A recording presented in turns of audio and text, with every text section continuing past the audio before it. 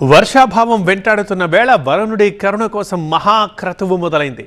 ప్రకృతి కరుణించి జలాశయాలయాన్ని జలకళతో నిండాలని ఆకాంక్షిస్తూ నాగార్జున సాగర్ వేదికగా మహావరుణయాగం తలపెట్టింది తెలంగాణ ప్రభుత్వం. ఈ వేకువజామున 4 గంటలకు ఈ క్రతువుని ప్రారంభించారు మంత్రి ఉత్తమ్ కుమార్ రెడ్డి దంపతులు. అసలు ఈ వరుణయాగం అంటే ఏంటి? ఈ యాగం ఎలా చేస్తారు? వరుణయాగం మేఘాల్ని కరిగిస్తుందా? వర్షాన్ని రప్పిస్తుందా? యజ్ఞాగ్నిలో ఉన్న నెయ్యికి ఆకాశంలోని వర్షానికి లింక్ ఏంటి చూద్దాం. వర్షాభావ పరిస్థితులు, ఎల్నినో భయాలు వంటి విపత్కర పరిస్థితుల్లో వరుణదేవుణ్ణి ప్రసన్నం చేసుకునేందుకు ఆధ్యాత్మిక వర్గం ఎంచుకుంది తెలంగాణ ప్రభుత్వం. వర్షాలకు అధిపతిగా భావించే వరుణుణ్ణి ప్రార్థిస్తూ నిర్వహించే వైదిక కర్మే ఈ వరుణ యాగం. ప్రాంతం, సంప్రదాయం, శాస్త్రోక్త విధానంలో తేడాలు ఉన్నప్పటికీ వరుణయాగంలో సంకల్పం, కలశ పూజ, వరుణ దేవతారాధన, మంత్రోచ్చరణ, హోమం, ఆహుతి వంటి కార్యక్రమాలు ఉంటాయి. యజ్ఞాగ్నిలో నెయ్యి, సమిధలు, హోమద్రవ్యాలు, వనమూలికలు సమర్పించడం ఇందులో కీలక భాగం.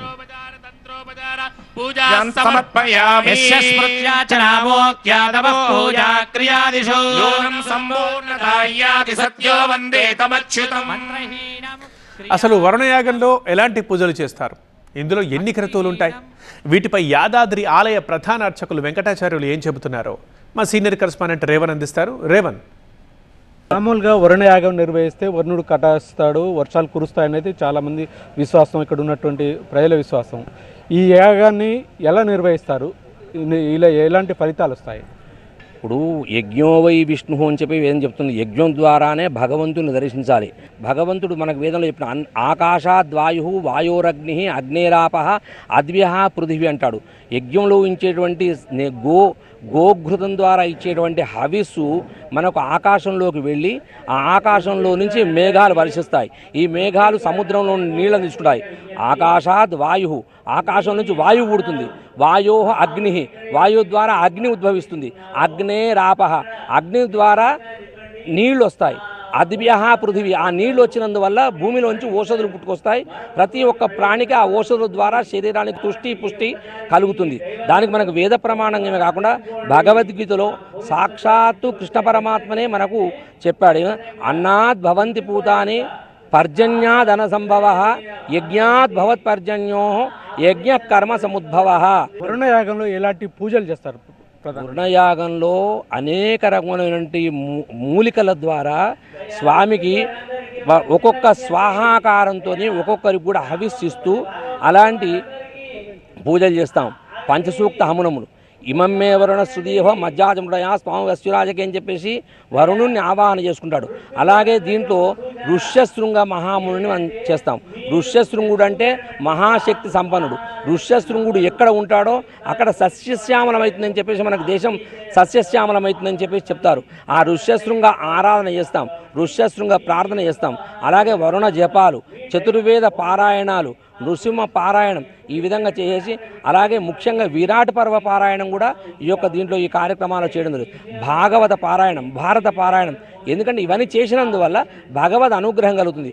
భగవంతుని అనుగ్రహం లేకుండా ఏదీ జరగదు. కాబట్టి ఆ భగవంతుని అనుగ్రహం ద్వారానే వర్షాలు పడాలి, అందరూ బాగుండాలి, పశుపక్షాదులు బాగుండాలి. వర్షానికి అధిదేవత ఎవరంటే వరుణుడే.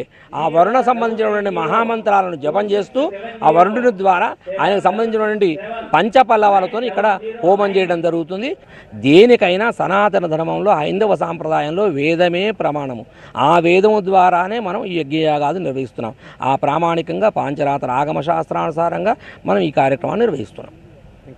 మొత్తం మీద అంటే వేదాలకు అనుగుణంగా చతుర్వేద పారాయణాలు అంటే వేద పండితులు, ఋత్విక్కులు ప్రత్యేకంగా ఈ వరుణ యాగంలో పఠించడం ద్వారా వరుణుడు కటాక్షం అంటే అనుగ్రహిస్తాడని చెప్పి వేద పండితులు చెప్తున్నారు. Camera person కుశల్తో Revan, TV9, Nagarjuna Sagar. ఉష్ణోగ్రత, తేమ, గాలి కదలికలు, వాతావరణ పీడనం వంటి అనేక అంశాల ఆధారంగా మేఘాలు ఏర్పడతాయి. మేఘాల్లో ముఖ్యంగా సూక్ష్మనీటి బిందువులు, మంచు కణాలు ఉంటాయి. యాగంలో వెలువడే పొగలో కార్బన్ డయాక్సైడ్, నీటి ఆవిరి, ఇతర వాయువులు, సూక్ష్మ కణాలు ఉంటాయి. వీటిలో కొన్ని కణాలు మేఘాల్లోని నీటి బిందువులపై ప్రభావం చూపగలవు.